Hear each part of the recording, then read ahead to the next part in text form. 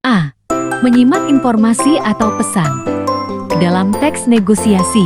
1. Definisi dan karakteristik teks negosiasi. Teks negosiasi merupakan teks yang menggambarkan aktivitas tawar-menawar yang dilakukan oleh dua pihak atau lebih untuk mencapai kesepakatan bersama. Berikut adalah karakteristik teks negosiasi. Melibatkan dua pihak atau lebih. Sebuah negosiasi terjadi karena terdapat paling sedikit dua pihak yang memiliki tujuan berbeda sehingga harus dilakukan perundingan. Dalam teks negosiasi harus terdapat dua pihak yang melakukan tawar-menawar. Contohnya, negosiasi antar pengusaha, negosiasi antara HRD dan calon karyawan perusahaan, atau negosiasi antara ketua OSIS dan kepala sekolah berkaitan dengan kegiatan sekolah. B. Menghasilkan kesepakatan yang menguntungkan kedua belah pihak sesuai dengan tujuannya. Dalam teks negosiasi terdapat pernyataan yang menunjukkan hasil kesepakatan bersama. Kesepakatan tersebut diperoleh berdasarkan tawar-menawar yang telah dilakukan kedua belah pihak. C. Menjadi sarana menemukan penyelesaian masalah atau mencari jalan tengah. Terkadang, di sekitar kita, ada permasalahan yang tidak kunjung terpecahkan. Masalah tersebut menggantung atau bahkan justru memunculkan berbagai permasalahan baru. Oleh karena itu, negosiasi menjadi hal yang sangat penting untuk dilakukan untuk menyelesaikan permasalahan yang dihadapi. D. Mengarah pada tujuan praktis. Tawar-menawar yang dilakukan dalam negosiasi mengarah pada tercapainya tujuan bersama, yaitu keputusan yang saling menguntungkan. E. Mengutamakan kepentingan bersama. Meskipun tiap-tiap pihak yang bernegosiasi memiliki kepentingan atau tujuan sendiri, dua belah pihak akan berunding atau melakukan tawar-menawar agar tercapai sebuah kesepakatan bersama. Kesepakatan tersebut tidak hanya menguntungkan salah satu pihak, tetapi semua pihak yang terlibat. F.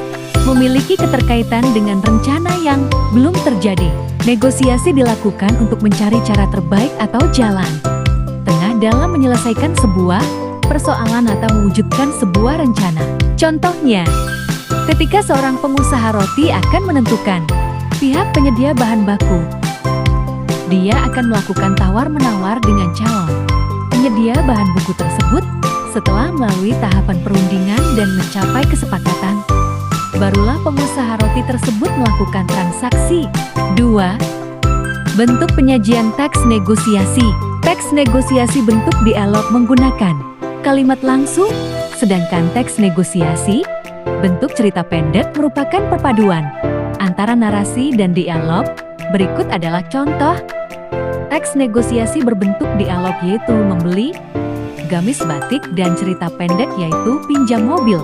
3.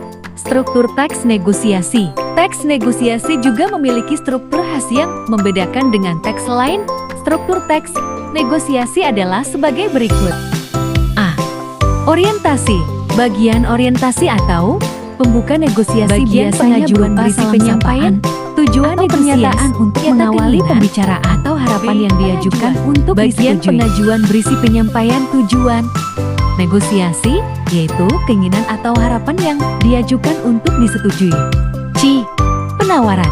Bagian penawaran merupakan inti dari kegiatan negosiasi, yaitu proses tawar-menawar di antara kedua belah pihak. Tiap-tiap pihak akan menyampaikan keinginannya diserta argumen yang logis. D. Persetujuan. Bagian persetujuan berisi kesepakatan yang telah dicapai oleh kedua belah pihak. A. Penutup. Bagian penutup merupakan akhir dari proses negosiasi, biasanya berupa ucapan terima kasih dan salam. B. Mengevaluasi isi teks negosiasi dan membandingkannya dengan teks lain. 1. Mengevaluasi isi teks negosiasi. Mengevaluasi isi teks negosiasi berarti melakukan penilaian terhadap teks negosiasi berdasarkan karakteristik dan struktur teks negosiasi. Kegiatan mengevaluasi teks negosiasi harus dilakukan secara cermat dan objektif, apa adanya, sehingga menghasilkan penilaian yang valid dan dapat dipertanggungjawabkan. A. Membaca teks negosiasi dengan seksama. Aktivitas membaca merupakan fondasi dalam melakukan evaluasi dengan baik. Oleh karena itu, kecermatan dalam membaca sangat diperlukan agar teks dapat dipahami secara utuh. B.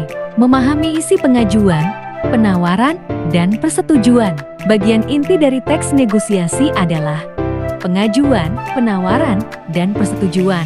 Melalui bagian ini, akan tergambar proses negosiasi, mulai dari penyampaian tujuan hingga proses mencapai kesepakatan. C. Mencermati penggunaan bahasa. Penggunaan bahasa memiliki peran yang sangat penting dalam sebuah negosiasi, meskipun kedua belah pihak memiliki kepentingan dan tujuan yang berbeda. Dengan menggunakan bahasa yang baik, santun, dan berorientasi pada kepentingan bersama, dapat dipastikan negosiasi akan mencapai keberhasilan. D. Menentukan kelebihan dan kekurangan teks. Setelah melakukan beberapa tahapan tersebut, sampailah pada akhir proses mengevaluasi. Data-data yang telah diperoleh sebelumnya harus dianalisis untuk merumuskan sebuah simpulan, yaitu menentukan kelebihan dan kekurangan teks.